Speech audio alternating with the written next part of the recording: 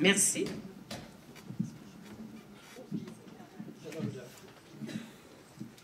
Ce sera pas long, problème technique. Restez coincés. Mais bonjour à tous. Bonjour. Je suis contente de vous voir en si grand nombre, c'est le fun. C'est ça, comme il le disait très bien, je suis conférencière là, dans quelques sociétés d'horticulture, maintenant aussi pour le collectif agricole. Prochaine conférence le 17 mars pour le collectif agricole. C'est vraiment un cours sur les fruitiers de 7 heures. C'est pas cher, c'est 45 $. Qui est en collaboration avec le MAPAC. Fait que si pour les gens intéressés, des fois, c'est juste des petits résumés.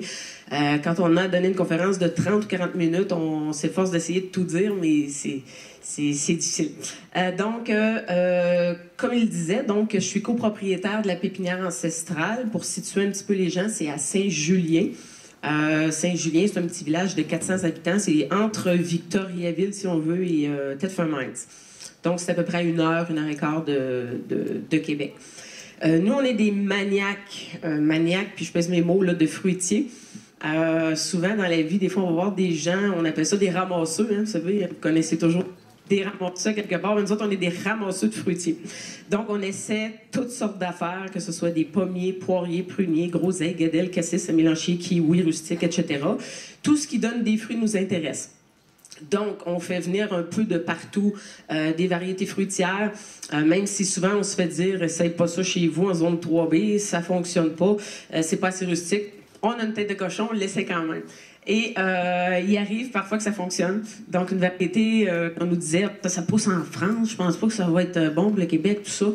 Ben, s'il n'y a personne qui l'a testé, évidemment, on ne peut pas dire que ça pousse. Donc, mais quand ça fonctionne, on va vous dire qu'on est content, puis ça nous console de tout ce qui n'a pas fonctionné. Donc, moi, à chaque année, j'aime ça venir donner nos trouvailles de l'année, si on veut, puis des petits trucs supplémentaires qui peuvent être intéressants. C'est sûr qu'aujourd'hui, j'adapte un petit peu ma conférence pour les cultures aussi en ville, évidemment. La plupart des gens qui veulent cultiver en ville, cultiver en pot, qui sont limités aussi à des petits terrains. Donc, on va suivre comme ça. Donc, grande diversité. Comme je le disais tout à l'heure, on se concentre sur beaucoup de variétés. Des fois qui sont un petit peu moins connues, mais qui mériteraient d'être beaucoup plus connues. Que ce soit les poires, que ce soit les kiwis rustiques, les prunes, toutes sortes de variétés de prunes japonaises, européennes, américaines, etc. Les variétés de pommes un peu différentes, qui soient résistantes aux maladies, variétés à chair rouge pour faire du cidre, variétés de pommes de glace qui ont la propriété de rester dans les arbres l'hiver et qui peuvent être intéressantes aussi. Couvre-sol fruitier. Souvent, on se fait dire, ben moi, j'ai un petit terrain, je vais mettre un arbre, y a-t-il des choses que je peux planter, soit en dessous, aux alentours, j'ai un sol humide ou j'ai un sol très sec, j'ai un sol acide. Évidemment, il y a plein de couvre-sols qui peuvent être intéressants. Faut savoir aussi que du couvre-sol qu'on va choisir, de la variété qu'on va choisir, il y a toujours des cultivars qui sont plus intéressants que d'autres. Donc, c'est vraiment de vous informer auprès de votre pépiniériste, c'est quoi la résistance aux maladies, parce qu'il faut pas oublier, lorsqu'on plante quelque chose, que ce soit en ville ou en campagne, si on va avoir du plaisir aussi à le planter, si on sait qu'il y a une alternative supérieure qui est plus résistant évidemment aux maladies, c'est beaucoup plus intéressant. Le fruit va être beaucoup plus beau. On évite aussi les pesticides, tout ce qu'on pourrait mettre, d'insecticides chimiques, tout ça. Donc, ça peut être intéressant comme ça. Puis aussi, il faut penser aussi aux voisins, évidemment, parce qu'il y en a qui font bien attention, mais qui ont un voisin qui a toujours des arbres malades. Fait que ça, évidemment, ça peut être une source de conflit, là. On en voit souvent, on arrive sur le terrain quand on va tailler sur place, puis les gens disent, regarde, il y a toujours de maladies dedans.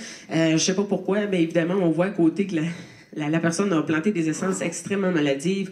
Il y a des champignons là-dedans, c'est incroyable. Puis évidemment, mais quand on parle d'un terrain en ville, des fois, c'est très, très proche. Donc, si on fait notre part, évidemment, pour nous-mêmes et pour les autres, disons que ça peut aider. Dans les couvre-sols fruitiers, plusieurs de variétés qui sont intéressantes. On peut parler de la canneberge, qui a un feuillage intéressant aussi, persistant. Évidemment, c'est pour la transformation, la canneberge. D'autres vont l'aimer manger frais aussi. Les bleuets nains, évidemment, puis les sols acides. peut être intéressant. Gaultheria procumbens, si les gens connaissent le thé des bois, peut-être que les gens connaissent un peu le thé des bois, ça goûte le peppermint, si on veut. Vraiment un goût intéressant. On va garder le feuillage aussi pour faire des tisanes, faire des tisanes aussi avec les fruits. Le feuillage est persistant. À la limite, je vous dirais, l'hiver, quand on a des plants, là, on peut tasser la neige un petit peu puis récolter encore des fruits. Les fruits sont très persistants, ainsi que le feuillage. Puis évidemment, des fraisiers, des variétés de fraises qui sont extrêmement maladives, mais de plus en plus, heureusement, les chercheurs, les universités ou même des gens maniaques qui font des hybridations, des trucs comme ça, vont sortir des nouvelles variétés, autant chez les fraises, les pommes, les poires, les prunes, etc. Donc, c'est vraiment intéressant d'être à l'affût de ces nouvelles variétés-là, qui nous donnent souvent des saveurs similaires à ce qu'on est habitué de voir sur le marché, mais avec tellement moins de problèmes. Je vous parle du prunier Kayenta. Prunier Kayenta, pourquoi le Kayenta? Ça peut être autre variété aussi, c'est que souvent, puis vous allez voir un petit peu plus loin quand on va avancer tout à l'heure, qu'on retrouve souvent malheureusement les mêmes variétés, soit dans les coops, les centres jardins, tout ça.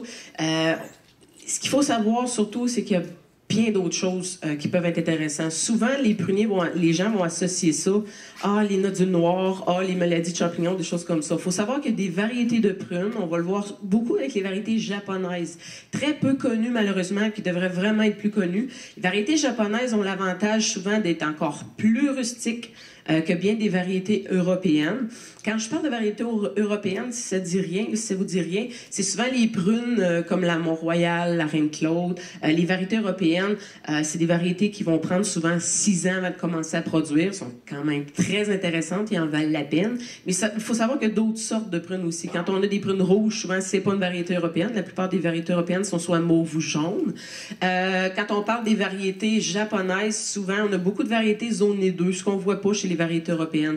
Quand je parle d'une zone 2, je vais juste faire un petit rappel tantôt des zones de rusticité. La zone 2, c'est l'Abitibi, là. C'est vraiment une zone qui habituellement n'est pas favorable beaucoup aux cultures fruitières, mais il faut savoir qu'il y a des cultivars pour les zones 2. Puis même les gens qui sont en zone 4, qui vont planter du zone 2, si on a un hiver très froid comme cet hiver, ou qu'on atteint des températures très, très froides, ben on est content d'avoir des fois une petite protection comme ça avec des variétés, soit zone 2 ou zone 3, même si on est en zone 4. Donc ça, c'est juste un exemple d'un prunier qui est japonais, donc la variété Kayenta, qui a quand même une bonne résistance aux maladies, qui est une prune exceptionnellement bonne, juteuse, très gros fruit, un peu ce qu'on retrouve dans nos épiceries, avec une chair jaune et sucrée vraiment intéressante, mais ce n'est qu'un exemple. Évidemment, je ne peux pas passer tous les exemples de prunes qui existent, mais on en cultive une 50aine à Saint-Julien. Les poiriers, hein, c'est la même chose. Malheureusement, je disais tout à l'heure que les mêmes sortes souvent reviennent dans les commerces. Je parle pas dans les épiceries parce que souvent, dans les épiceries, c'est des variétés qui sont importées, là, soit du sud de l'Ontario ou d'ailleurs. Dans les poiriers qu'on retrouve souvent, dans les centres jardins, tout ça, on retrouve à peu près toujours les mêmes. Bon, Bartlett, Golden Spice, John. J'ai rien contre ces variétés-là. Ça peut être des variétés qui peuvent être intéressantes pour certaines zones, mais si on regarde, exemple, les variétés que souvent les gens nous disent qu'ils ont acheté, Golden Spice, John, c'est des variétés qui sont très rustiques. Ils ont toutes les qualités, sauf de ne pas être bonnes à manger. Donc, c'est un petit peu plate. Fait que souvent, les gens disent ah, ils poussent bien, oui. Puis, ce qui est difficile des fois, il faut être patient dans les poiriers parce que souvent, l'attente est de 7 ans. À partir d'un arbre d'1 an. Évidemment, si vous plantez un arbre de 3 ans, l'attente va être seulement de 4 ans. Mais après 7 ans, de vous rendre compte que vous êtes occupé de cet arbre-là puis qui est pas mangeable, vous comprenez ce que je veux dire? C'est un petit peu frustrant. Donc, il faut savoir qu'il y a des alternatives aussi à ces variétés-là. C'est sûr que pour un pépiniériste, c'est intéressant de vendre ces variétés-là. Il n'y a pas de retour. Ils ne gèlent pas. Bonne résistance aux maladies, mais si on veut une poire pour la manger, c'est un petit peu plus difficile. Fait qu'il y a des alternatives à ça. Il y a d'autres variétés vraiment très bonnes à manger qui sont aussi rustiques, mais juste malheureusement un petit peu moins connues. Donc, des poires de toutes les couleurs, évidemment. Poire asiatique aussi, on va plus dans les zones 4B. Par contre, à partir de la zone 4B, la poire asiatique peut être intéressante. Surtout pour les gens qui sont limités dans les terrains. C'est des poiriers qui restent un petit peu plus petits, qui vont avoir l'avantage de produire plus rapidement. Tout à l'heure, je disais un poirier européen. Le poirier européen, là, c'est Bartlett, Anjou, là, ceux que vous êtes habitués de voir dans les épiceries, mais il y en existe d'autres, évidemment, qui sont moins connus et plus intéressantes. Mais les variétés asiatiques, l'avantage, c'est qu'ils vont commencer à produire souvent 1 an, 2 ans après la plantation. Fait que ça peut être intéressant. Dans les zones de rusticité qu'on voyait, je vais vous les expliquer un petit peu tout à l'heure, on peut tricher, hein? On peut être dans une zone 4B puis planter facilement 5. Surtout, excusez-moi, on peut planter facilement du zone 5, donc un petit peu moins rustique, en trichant un petit peu. En ville, on peut se permettre beaucoup plus parce que en ville, on a vraiment un microclimat. Pour quelle raison? C'est très simple. On a souvent, on est abrité des vents, évidemment. Ils vendent beaucoup moins en ville. On a la protection souvent des bâtiments, des headsets. On va avoir la chaleur du béton, la chaleur des bâtiments aussi. Framboisier, comme bien d'autres petits fruits qui peuvent être adaptés sur un terrain très, très, très limité. J'aime particulièrement les framboises d'automne. Maintenant, c'est le fun, beaucoup plus sur le marché, beaucoup plus connu aussi. Il y a une variété qui s'appelle Pathfinder. Cette variété-là est la seule qui va commencer à avoir une production en été, puis qui va se prolonger toute l'automne. Fait que c'est vraiment, vraiment, vraiment intéressant. C'est-à-dire qu'on va commencer à avoir des framboises en plein été. Puis l'année passée, je vous dirais, on a eu des framboises jusqu'au mois d'octobre. Là. Fait que vraiment intéressant. Puis il faut que ça gèle fort. Là. Un zéro, là, il continue à produire quand même. Vraiment intéressant. Puis les gens qui n'aiment pas tailler les framboises, c'est une variété intéressante aussi parce que la plupart des framboisiers vont produire des fruits sur le bois de 2 ans. Les framboises d'automne, des variétés qu'on appelle continues, vont produire des framboises sur le bois d'1 an. Ce qui fait que la façon de les tailler est très simple. On les coupe toutes. On rase au complet. L'année suivante, ils vont repousser et nous redonner des fruits sur la tige de l'année. Fait que c'est vraiment intéressant. On coupe toutes. Puis, contrairement aux variétés qu'on dit de saison, les gens appellent ça les variétés ordinaires, supposons, ces variétés-là vont produire des fruits sur le bois de 2 ans. Donc, la façon de tailler les framboises de saison, c'est d'éliminer les cannes qui auront produit des fruits. Les autres qui n'auront pas produit des fruits vont nous donner des fruits l'année suivante. Donc, si vous les coupez, vous n'aurez jamais de framboises. Fait qu'on laisse toujours les cannes qui n'ont pas produit de fruits. Puis ensuite de ça, on va s'attarder, on va vraiment couper les variétés qui ont donné des fruits. Les tiges qui ont donné des fruits. On a aussi des framboises noires, il y a des framboises de toutes les couleurs qui sont vraiment intéressantes, de plus en plus populaires. On en retrouve un peu partout. Framboise noire aussi, c'est un fixateur d'azote. C'est intéressant aussi pour les gens adeptes de la permaculture. Puis ensuite de ça, framboise jaune, il y a des variétés qui existent d'été, des variétés d'automne, etc. Ça, c'est bon pour les framboises, mais tous les autres petits fruits, surtout les petits fruits autofertiles pour les petits terrains, ça peut être intéressant. Il y a les bleuets, les fraises, il y a beaucoup de sortes qui sont intéressantes. Zone de rusticité, tout à l'heure, juste par respect aux gens qui sont peut-être un petit peu moins à l'aise avec les zones de rusticité, c'est vraiment le premier critère qu'il faut regarder pour déterminer si une variété, évidemment, est adaptée à notre zone. Peut-être faire attention, des fois, sur une étiquette, des fois, on va voir zone 3, zone 4, puis des fois, on se rend compte que y a beaucoup de gens qui ont de la difficulté, des fois, en zone 3. Fait que vraiment vérifier comme il faut au niveau de la personne qui vous vend le fruitier, si ça a vraiment été zoné correctement. On voit souvent des fois des trucs un peu spéciaux. Ici, c'est la zone de rusticité, évidemment, pour le Québec. Ça commence à 0B, si on voit ici en haut, puis ça se poursuit jusqu'à 5B, donc 0, 1, 2, 3, 4, 5. 5 étant la zone la plus chaude. Fait que pas besoin de vous dire, évidemment, que les zones les plus favorables, c'est le sud du Québec. Puis on parle aussi de la grande région de Montréal qui ont l'avantage de planter des variétés zonées 5, donc plusieurs variétés d'abricotiers, de pêche, porc asiatique et bien des choses qui poussent là, qui poussent peut-être un petit peu moins en région. Par contre, il y a des trucs qu'on va parler tantôt qui nous permettent quand même de tricher puis d'en faire pousser. Donc, plus on se rapproche du fleuve, la carte le montre très bien, plus on se rapproche du fleuve, plus on a ce qu'on appelle un climat tempéré, c'est-à-dire des zones un petit peu plus chaudes, qui vont être beaucoup plus propices aux cultures fruitières moins rustiques. Le fait d'avoir le fleuve à proximité de masse d'eau, comme ici dans la région de Québec, c'est intéressant, ça va créer des écarts un petit peu moins importants l'hiver. Il fait pas nécessairement plus chaud l'été, mais au moins l'écart l'hiver est moins souvent prononcé. Le meilleur exemple, c'est les îles de la Madeleine. On a du zone 5 aux îles de la Madeleine, puis souvent les gens disent il y a juste un mois d'été là-bas. Mais ce qui est important, c'est sa résistance au froid durant l'hiver. Puis évidemment, pour déterminer une zone de rusticité, il y a autre chose que la température minimale enregistrée l'hiver. Il y a les vents, il y a l'altitude, puis il y a bien d'autres facteurs. Le meilleur exemple, je pense, c'est la Gaspésie. C'est assez spécial. Les gens, des fois, nous appellent, je reste en Gaspésie, je suis zonée quoi? Vous restez où en Gaspésie? C'est assez important parce que si vous êtes tout près, justement, de la mer, à ce moment-là, votre zone va être souvent de 4. Plus on se rapproche dans les terres à l'intérieur, plus il va faire froid. Fait que très, très important. Vignes à raisin, une autre chose qui est intéressante pour les petits terrains, la plupart des vignes à raisin sont auto-fertiles, il y en a qui ne le sont pas, va être vraiment intéressant. Puis on peut tricher, tu sais, tantôt je vous disais, hein, des fois il y a des gens qui disent « Ah, moi j'aimerais ça, ce raisin-là, puis ma mère est juste à une demi-heure d'ici, puis ça fonctionne, pourquoi moi ça fonctionne pas? » Des fois il manque juste le 2-3 petits degrés. Mais pour aller chercher des trucs, hein. Il y a un monsieur à un moment donné qui me racontait, je trouvais ça bon comme histoire, c'est que lui, il avait planté plusieurs raisins, c'était du Concorde, du raisin commun, là, qu'il avait acheté probablement de centre jardin. Puis le raisin Concorde est zoné 5. Donc, pour récolter du raisin Concorde, lui, ça fonctionnait jamais. Puis il était en zone 4. Mais il dit, il y a un plant qui produisait. Il y a juste un plant qui produisait. Puis je dis, il était où ton plant? Il était sur le bord de ma grosse roche. Mais la grosse roche, elle captait la chaleur.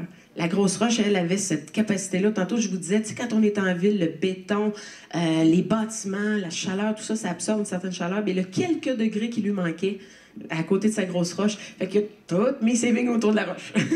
Fait que là, ça produisait bien. Fait que le fait d'avoir cette masse-là de chaleur peut aider énormément. On peut jouer aussi, il y a d'autres trucs qu'on voit de temps en temps qui est assez spécial, c'est que on va installer notre vigne, évidemment, sur un système de broche, comme de la vigne traditionnelle. Puis, dans le bas, on va mettre des pentures. Fait que c'est intéressant. Durant l'hiver, on va prendre ça, puis on va les coucher complètement, puis la neige recouvre ça. Fait qu'il y a des variétés zonées 6, zonées 7 qu'on réussit à faire pousser. C'est vraiment exceptionnel. Puis au printemps, on remonte ça tout simplement. Il faut juste s'assurer d'avoir de la neige cet hiver-là. Ça fonctionne pas, par contre, pour certaines variétés qui ont besoin d'un certain nombre X de journées sans gel. Meilleur exemple, peut-être, nous en zone 3, exemple, le Montréal Blues, qui est un bon raisin bleu de table, gèle jamais l'hiver, une bonne rusticité. Par contre, il lui manque des journées pour arriver à maturité. Fait que pour ces quelques cas-là, évidemment, ça fonctionne pas parce que le raisin n'arrive pas à maturité, malheureusement. Il faudrait le cultiver en serre, par exemple. Fait que c'est des petits trucs comme ça qui peuvent aider... peuvent être intéressants. Aussi, évidemment, des variétés auto-fertiles, comme je disais tout à l'heure, pour les petits terrains. Si on plante un abricotier, un pêcher, ça n'a pas besoin d'être deux. Tu sais, souvent les gens disent, on a besoin d'être deux. Quand on dit, ils ont besoin d'être deux, c'est deux variétés différentes. Ça, c'est super important. Souvent, les gens vont en acheter deux pareils. Puis là, je leur pose la question, parce que je me dis, c'est peut-être ça qu'ils pensent. Là, je plante deux Norland, je vais être correct. Deux Norland, ça fonctionne pas. Si on prend deux pommiers identiques, lorsqu'ils sont en fleurs, évidemment, ce sont tous les mêmes fleurs. C'est comme avoir juste un arbre. Ça fonctionne pas. Le but, c'est d'avoir des fleurs différentes pour créer une pollinisation croisée, pour avoir un croisement de pollen, pour qu'il y ait une compatibilité ensemble, pour pouvoir produire des fruits. Donc, très important, on en met minimum deux, mais de cultivars différents. Dans le cas des variétés auto-fertiles, ben, on ne se casse pas la tête, hein? Ça c'est le fun. Faut savoir que des fois, c'est auto-fertile, mais partiellement auto-fertile. Qu'est-ce que veut dire le mot partiellement auto-fertile? C'est que si je les plantais seules, elles produiraient des fruits. Par contre, si je lui donne un ami, une autre variété, un cultivar différent qui va fleurir en même temps, mais qui va être compatible ensemble, là, je vais pouvoir avoir une production beaucoup plus grande. Ça va être beaucoup plus intéressant. Des petits trucs pour récolter des abricotiers. L'abricotier, c'est très rustique, hein, puis ils ont besoin de régions froides. Le problème avec les abricotiers, c'est qu'ils ont très peu besoin de jours de dormance. Donc, si on a un redout, par exemple, des fois 60 jours, c'est suffisant pour eux autres. Donc, vous imaginez si on a un redout, là, cette semaine, là, 10, 15, 20 degrés, des choses qu'on a déjà vues quand même au mois de mars, ça va être les premiers à se réveiller, eux autres. Eux autres sont prêts, là, l'été est arrivé. Par contre, après ça, on a ce qui s'ensuit, évidemment, des gros gelées la nuit. Vous fait perdre la moitié de l'arbre parce qu'il a gelé, il a décollé trop rapidement. Encore là, on peut tricher un petit peu, on peut jouer avec la nature, comme ça on peut tricher un petit peu. Les planter dans des endroits où est-ce qu'il y a beaucoup plus de neige. Si votre arbre n'est pas cerné, si c'est sûr qu'à Québec, c'est un petit peu moins problématique. Là. Il y a souvent beaucoup plus de neige que, par exemple, à Montréal. Fait que les gens, ce qu'ils vont faire à Montréal, ils vont pelleter de la neige, puis ça va aider à faire retarder le processus de débourrement des plants, qui va faire que notre arbre va fleurir plus tard, parce que souvent, les fleurs sortent avant les feuilles sur les abricotiers. Donc, 2-3 conseils pour les abricotiers. Choisir des variétés à floraison tardive. Donc, il y a des nouvelles variétés qui sont vraiment intéressantes. Informez-vous là, au niveau de votre pépiniériste. Donc, floraison tardive, on va fleurir le plus tard possible. Ensuite de ça, si on veut vraiment tricher comme pour un truc qui fonctionne très bien, à l'automne, on va mettre un paillis à la base des plants, mais pas tant que le sol n'est pas gelé. Il faut attendre que le sol soit complètement gelé, puis ensuite on met un paillis par-dessus. Si je mets un paillis par-dessus un sol gelé, au printemps, ça va retenir, lui, il va avoir une forme d'isolation, ça va retenir ce gel-là, puis notre abricotier va décoller beaucoup plus tard. C'est vraiment intéressant. Il y a beaucoup de gens là, dans le coin de Montréal qui réussissent très bien. Le voisin ne fonctionne pas, puis se demande toujours comment ça, lui, il a des abricots, puis moi, les fleurs, je l'ai toujours. Puis ils ont exactement les mêmes cultivars, c'est qu'il y en a un qui met un paillis tout simplement très tard en saison, ce qui va retarder beaucoup, beaucoup la floraison. Il faut savoir qu'il y a des variétés de poires aussi qui sont auto-fertiles. Quelques variétés de poires. Ça, c'est une variété qu'on appelle la conférence, qui est vraiment une poire exceptionnelle. Une conservation de 6 mois minimum. Il y a des producteurs qui parlent d'1 an, là, mais je préfère rester conservatrice. 6 mois de conservation. Auto-fertile. Évidemment, si on lui mettait une autre variété qui fleurissait en même temps, compatible avec, elle produirait plus. Résistante à tavelure, ce qui est quand même bien. Donc, c'est un cultivar qui est intéressant pour les gens qui sont plus limités dans leur terrain. Pourquoi greffer? Je vais passer rapidement pour la greffe, parce que lorsqu'on veut multiplier un fruitier, quand on parle d'un pommier, d'un poirier ou d'un prunier, la seule façon de multiplier puis de reproduire fidèlement une variété, c'est par la greffe. Si je prends un pépin, par exemple, d'une pomme... Liberté, par exemple, je plante un pépin, ça va me donner évidemment un pommier, mais jamais une liberté. Donc, très important. Pourquoi? Tout simplement parce qu'avant d'être un pépin, évidemment, dans le fruit, il y avait une fleur, et la fleur a été pollinisée par toutes sortes d'insectes pollinisateurs de nature, qui s'est promené d'un pommier à l'autre. Donc, ça devient une génétique très varié de tout ce que, exemple, l'abeille ou l'insecte pollinisateur aurait butiné avant. Donc, la seule façon de reproduire fidèlement, c'est par la greffe, parce que je vous garantis qu'on se casserait pas la tête à les greffer, on prendrait tout simplement un pépin si c'était possible. Donc, pépin. Le porte-greffe va influencer évidemment la vigueur de l'arbre, la hauteur à maturité. C'est pour ça qu'en ville, ça va être important aussi de peut-être pas acheter un arbre standard. Vous pouvez le faire aussi si vous avez la place, mais on va être plus limité évidemment. Donc maintenant, il y a des pommiers nains qui existent, puis encore des plus petits nains que je vais vous parler qui peuvent vraiment être intéressants en ville. J'aime oublier aussi que les drageons. Les drageons, c'est quoi? Supposons que vous avez un arbre, et là, il fait des petits rejetons, des petits drageons sur votre terrain. On voit souvent des gens qui nous disent « Hey, ma voisine, elle a une brune bleue, super bonne, là, j'ai arraché un petit, puis je l'ai planté chez nous, ça fait 10 ans, j'attends, il se passe rien, c'est quoi qui arrive là? » Mais vous avez pris un drageon du porte-greffe. Le porte-greffe, là, ça sert juste d'ancrage de base. Parce que quand on multiplie, par exemple, un prunier, on va prélever une branche de la prune qu'on veut multiplier, puis on va la poser, on va la greffer sur le porte-greffe, qui est une autre sorte de prunier, qui n'est pas nécessairement intéressant au niveau du fruit, mais qui va avoir un très bon ancrage au sol. Donc, ces rejetons-là de cet arbre-là viennent du porte-greffe. Donc, la prune bleue que vous avez prise pourrait vous donner une prune rouge, là. Vraiment pas intéressante, puis probablement pas assez rustique dans votre climat. Porte-greffe, lui, peut être super au niveau du sol, mais sans nécessairement donner un fruit qui est intéressant. Donc, les pommiers nains, tout à l'heure, je vais passer rapidement les pommiers nains, semi-nains, standard. Évidemment, il existe plusieurs variétés adaptées soit à notre type de sol, précocité aussi, parce qu'évidemment, plus l'arbre est petit, souvent, plus il va produire rapidement. Le principe est simple, c'est qu'au lieu de se concentrer à faire de la branche puis du bois, évidemment, il va pouvoir donner son énergie à produire tout de suite un fruit. Donc, plus l'arbre est petit, dans la plupart des cas, plus rapidement il va produire. Ça dépend aussi du cultivar, un peu de tout. Fait que je vais vous présenter vraiment ce qui est intéressant aussi. Ça, c'est un exemple là, d'un autre pommier qui est semi-nain ou standard. C'est le pommier colonnaire. Le pommier colonnaire, c'est vraiment une colonne de pommes. On ne l'appelle pas pour rien comme ça. Pommier colonnaire. Il donne vraiment une colonne. C'est le plus petit qu'on peut cultiver. Parfait pour la culture en pot. Vraiment intéressant. Il y a des cultivars encore là qui ne sont pas assez rustiques pour le Québec, qui ont gelé à chaque année. Mais les cultivars à retenir qui sont zone 4 sont vraiment intéressants pour la culture en pot. Donc, largeur, 1 mètre, puis je suis allé fort. Là. Il y en a qui arrêtent à 50 cm. C'est vraiment pas large. Par 2 mètres de haut. Donc, soit en pleine terre ou soit cultivé dans un pot. C'est vraiment intéressant. Regardez, j'en ai 6, un à côté de l'autre. Ça prend très peu de place. Vraiment une belle culture. Tant qu'on choisit le bon cultivar. Ici, je vous parle du pommier colonnaire Mac Excel, qui est la seule variété colonnaire résistante à la tavelure. Elle est vraiment intéressante, développée par Agriculture Canada, Saint-Jean-sur-Richelieu. On doit être vraiment fiers là, de nos développeurs, si on peut dire, là, Dr. Kenizadek, puis d'autres équipes de recherche comme ça qui ont fait un travail assez exceptionnel. Conservation 2 à 4 mois. Pourquoi je dis entre 2 et 4 mois? Ça dépend comment on va la conserver. Si on la conserve au frais, évidemment, elle va se conserver facilement 2 mois. Puis dans les conditions optimales, évidemment, dans des chambres froides, tout ça, ça va être jusqu'à 4 mois. Fait qu'elle se cultive en pot, parfait pour les petits espaces. La pomme est ferme, et croquante, juteuse, puis elle n'est pas du tout acidulée. Puis elle donne un bon rendement. Fait que c'est assez spécial comme culture, mais vraiment intéressante pour les petits terrains. Kiwi rustique, on a souvent parlé du kiwi rustique. Nous autres, c'est notre dada. Hein? Je vais vous parler d'un nouveau là, qu'on a pu goûter. C'est que quand on implante un kiwi, surtout dans les variétés d'Arguta, parce qu'il y a des sous-catégories de kiwi, évidemment. Ça, c'est le kiwi rustique qui est toujours sans poil, évidemment, intéressant à manger frais. Le kiwi rustique peut pousser jusqu'en zone 3. Donc, on parle du lac Saint-Jean. C'est vraiment intéressant.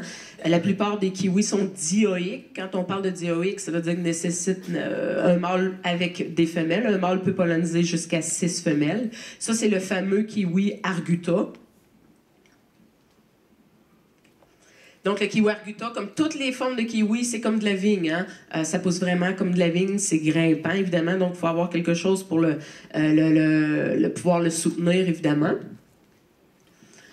Plantation, ça c'est plus commercial, c'est vraiment avec un système hanté qu'on ne développera pas nécessairement aujourd'hui, mais c'est juste pour vous montrer ce que ça donne.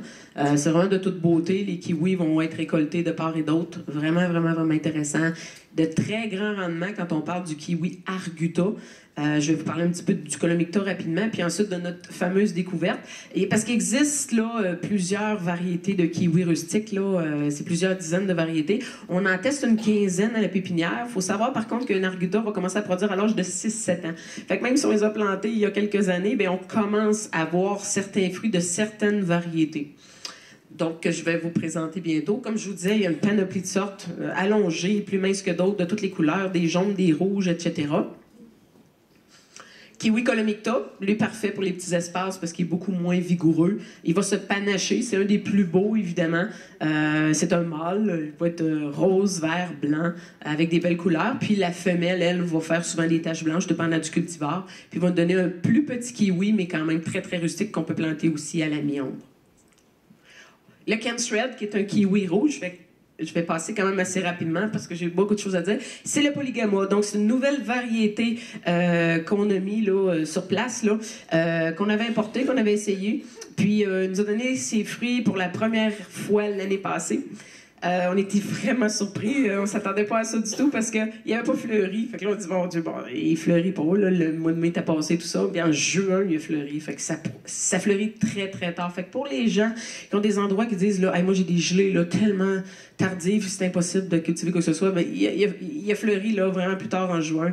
Puis là, on s'est dit, bon, il fleurit tard, il n'arrivera pas à maturité. Ben, au mois d'août après. Fait que là, ben, ça a été le test. Hein? On y va, on prend le fruit, puis on les goûte en même temps. Ça goûte pas le kiwi du tout. Pas du tout. C'est extrêmement épicé. On était vraiment surpris. Très épicé. On a plus l'impression de manger une tomate assaisonnée. C'est vraiment spécial. Donc, ça goûte pas du tout le kiwi, quand même intéressant comme fruit, mais plus l'impression de manger une tomate bien épicée. Quelques petits conseils rapidement. Taille de vos arbres fruitiers, évidemment, hein, pour éviter là, bien des problèmes de maladie. Laissez circuler l'air beaucoup. Couper les branches malades, très important, plus bas que l'infection qu'on va voir, donc au moins 30 cm plus bas. Désinfecter nos outils avec de l'alcool. Ramasser les feuilles puis les fruits tombés par terre, ça c'est important aussi. Tu sais, des fois on dit, bon, ben planter des variétés résistantes aux maladies, mais des fois il y a des gens qui nous disent, ben là je suis arrivé, ils sont déjà gros, la pomme est bonne, elle n'est pas résistante, qu'est-ce que je peux faire? Ben à ce moment-là, on peut ramasser les feuilles en fait de saison, évidemment, on parle pour des gens qui ont pas nécessairement qui en ont 50, là, où il y a des façons aussi de les ramasser, aussi avec une tondeuse qui les ramasse. Sinon aussi, on peut ramasser les fruits, parce que les fruits qui sont tombés par terre, qui sont piqués, s'il y a des mouches de la pomme qui vont former un verre, ben à ce moment-là, si on les ramasse, ça évite d'avoir d'autres générations dans le futur. Ça peut être vraiment intéressant. Évidemment, tondre l'herbe autour, ça évite bien des mauvaises surprises puis des ravageurs qui vont nicher là. L'huile de dormance, évidemment, tout le monde le sait, l'huile de dormance ou la bouillie soufrée pour les problèmes de chancre, de tablure, tout ça. Puis planter des variétés résistantes. Quand on pense variétés résistantes, évidemment, ça peut faire toute la différence. Ces deux pommiers qui sont pas du tout arrosés, évidemment. Je vais en nommer, on va en passer rapidement quelques-uns. Le Freedom, qui est une variété très résistante. La Battleford, qui, à ma connaissance, je connais pas beaucoup de variétés zone 2, résistante à tablure, très bonne à manger, grosse pomme. Puis résistante à tablure dans zone 2, c'est assez exceptionnel, qui sont hâtives. Fait que c'est assez spécial. C'est des variétés souvent qui viennent des prairies.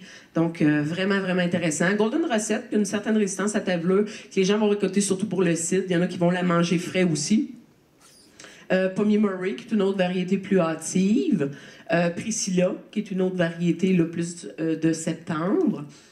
Ensuite de ça, Red Free, qui est une des plus connues avec la liberté, je dirais, pour les producteurs biologiques, Belmac, qui sont des variétés qui ont été développées encore par Agriculture Canada. La Diva, qui est quand même une variété assez récente, qu'on a bien aimée. La Diva va produire des fruits même très, très tard en saison. Reste encore dans l'arbre si vous ne la cueillez pas, donc c'est parfait pour le cidre de glace et elle est résistante à la taveleuse, ce qui est assez exceptionnel pour une pomme qui résiste pour le cidre de glace, vraiment intéressante, qui est une autre variété d'Agriculture Canada. Discovery, belle découverte aussi, ça, vraiment intéressante. C'est une pomme qui est plus connue, je dirais, peut-être en Europe, mais qui a une très bonne saveur, assez exceptionnelle, qui est une variété, on la disait hâtive en France, là, mais on s'est rendu compte qu'elle n'était pas si hâtive que ça, là, mais probablement plus hâtive, évidemment, en France. On ne doit pas se fier aux mêmes dates de maturité, évidemment, qui a des chairs, des courants rouges à l'intérieur. Liberté, évidemment, qui est très, très connue. Nova Zigro, pour les gens qui aiment beaucoup les types Cortland. En résumé, là, ce que je veux vous dire aujourd'hui, c'est que peu importe la variété que vous aimez dans le commercial, si vous voulez des variétés qui sont faciles, évidemment, on ne plante pas de la Cortland si on veut pas d'entretien ou pas d'arrosage chimique, mais il y a des variétés comme Nova Zigro, exemple, qui vont remplacer la Cortland, il y a des variétés qui vont remplacer la McIntosh, il y a des variétés qui vont remplacer la Lobo, si je pense à la Richelieu, par exemple. La Nova Mac, qui est une bonne pomme de type McIntosh, est vraiment, tant qu'à moi, encore meilleure. Richelieu. La Rouville, qui est une très grosse pomme, une autre variété québécoise, Saint-Jean-sur-Richelieu. Grosse pomme, là. J'ai mis ma main à côté, là, c'est peut-être pas... mais on le voit peut-être pas très bien, mais assez impressionnant comme grosseur de calibre. Tangoin, qui ont des chairs rouges. Poirier Conférence, comme j'expliquais tout à l'heure, bonne résistance aussi. Summer Crisp, parce que quand on parle de résistance, il y a la tavelure, mais il y a d'autres choses que la tavelure aussi. Il y a la brûlure bactérienne. Brûlure bactérienne, je pense que c'est encore pire que la tavelure, parce que ça vient à tuer les arbres aussi, là. Donc, ici, c'est le pommier. Je vais juste repasser peut-être au suivant. Le pommier Eden n'est pas résistant à la tavelure. Je vais quand même vous glisser un petit mot sur le pommier Eden, qui est une autre introduction là, d'Agriculture Canada. Il ne s'oxyde jamais, jamais, jamais, jamais. Vous coupez la pomme en deux, elle reste toujours blanche. Elle vient jamais, jamais, jamais, jamais, jamais brune. Fait que c'est parfait pour les salades. Ils vont faire des pommes séchées avec. Fait une fois que la pomme est séchée, elle reste blanche. On a l'impression qu'on a ajouté un additif dedans ou un conservateur, mais pas du tout. Elle va sécher, elle ne brunit jamais. C'est assez exceptionnel. Puis elle a l'avantage aussi de faire un excellent cidre de glace parce qu'elle va rester longtemps dans l'arbre. Protection contre les rongeurs, hein? Protecteur à mulot, bien important aussi de protéger. Souvent, les gens disent « j'ai pas de mulot chez nous », je suis correct. Mais au printemps, des fois, ils rappellent et ils disent « j'en avais », tu sais, ou « j'en ai eu ou sont arrivés ». Fait qu'évidemment, quand on dit de tondre autour, c'est bien, mais si on ajoute un protecteur à mulot, je vous conseille aussi de les enlever en saison quand il fait chaud, les enlever au printemps, laisser le plant bien aéré. Si on met pas de protecteur à mulot, on peut quand même mettre une grille autour pour aider. Je vais juste terminer avec l'ahoutement. Très, très important. Souvent, on néglige ça. Les gens vont dire, bon, ça, c'est assez rustique, parfait, ça fonctionne. Non, il n'y a pas juste ça, regardez. Il y a des gens, des fois, qui nous disent, hey, j'ai pas planté un pommier, c'est zone 2. Je suis en zone 4, pieds morts. Hey, je suis zone 2. Il y a plein d'autres facteurs, comme je vous dis. Si votre sol est trop humide, il y a plein d'autres facteurs qui peuvent faire que vous ne réussissez pas dans vos fruitiers. L'ahoutement est un facteur très, très, très important. L'ahoutement, en fait, c'est un changement physiologique.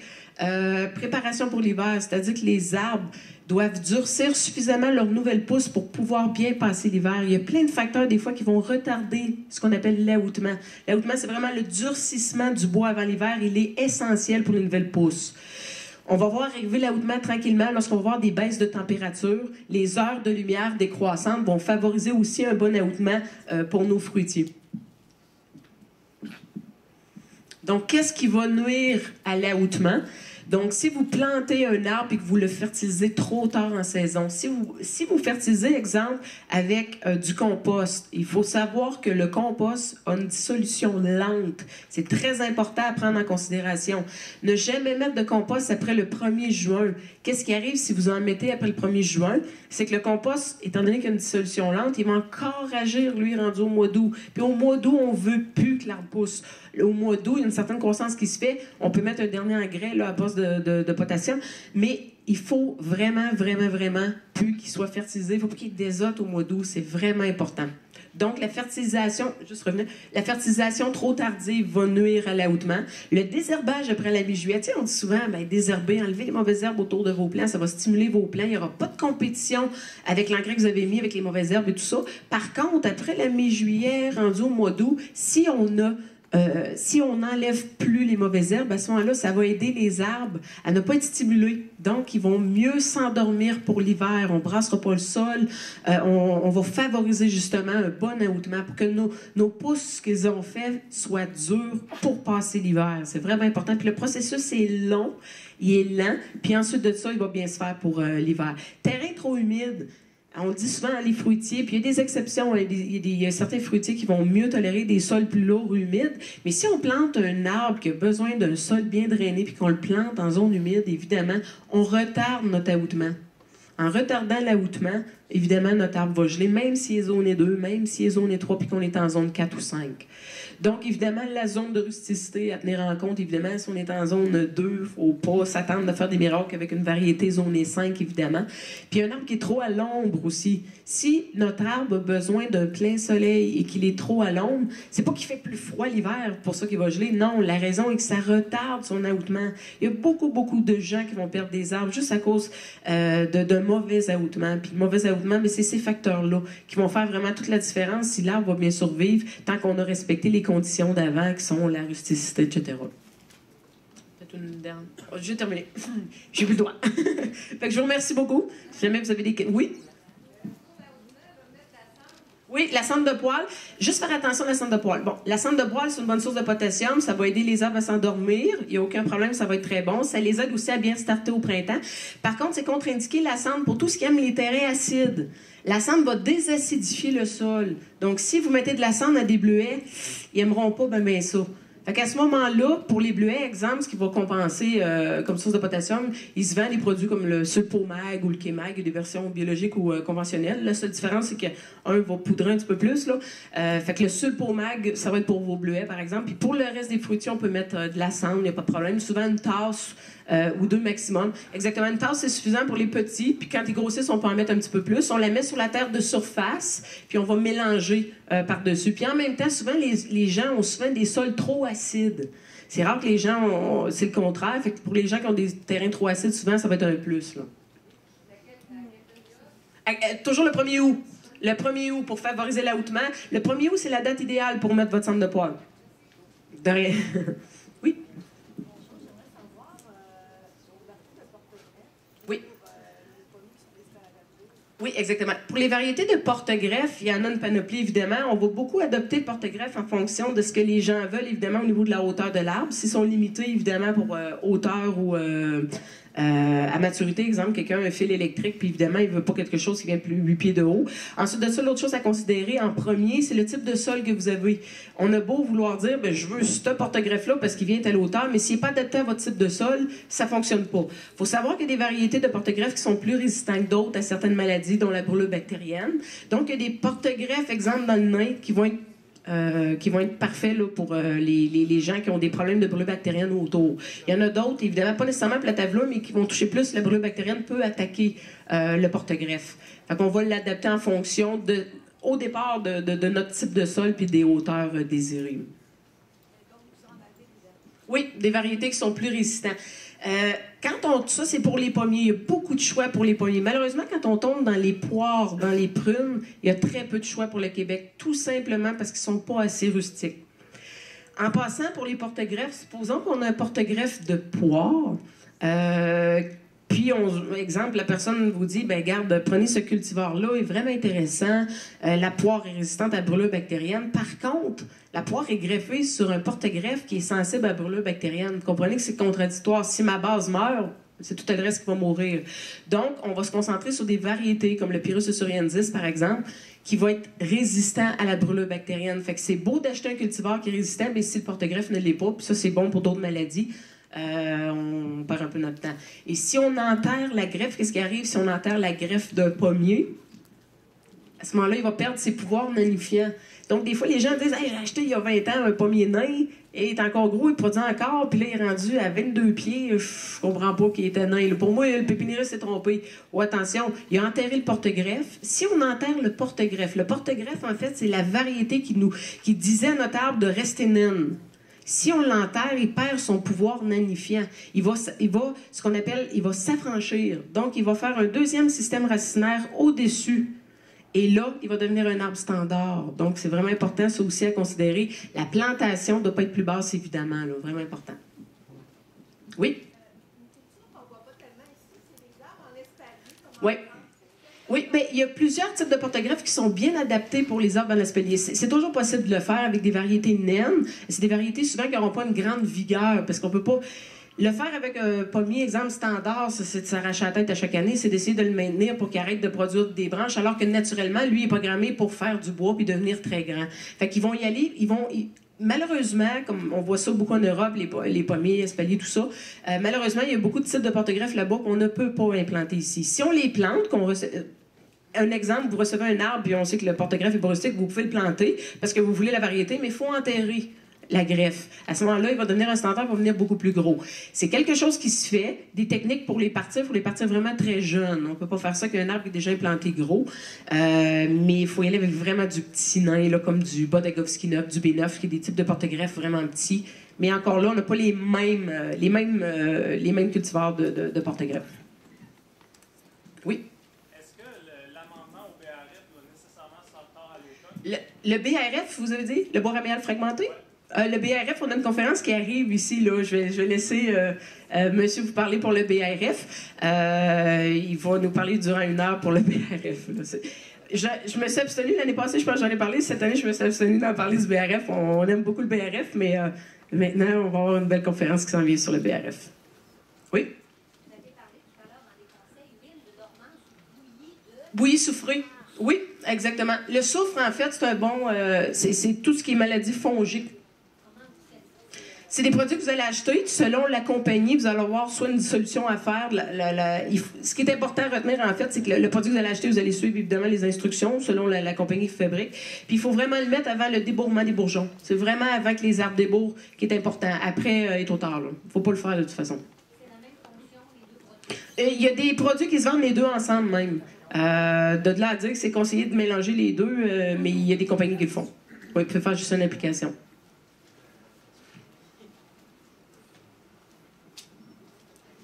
Fait que je vous remercie beaucoup.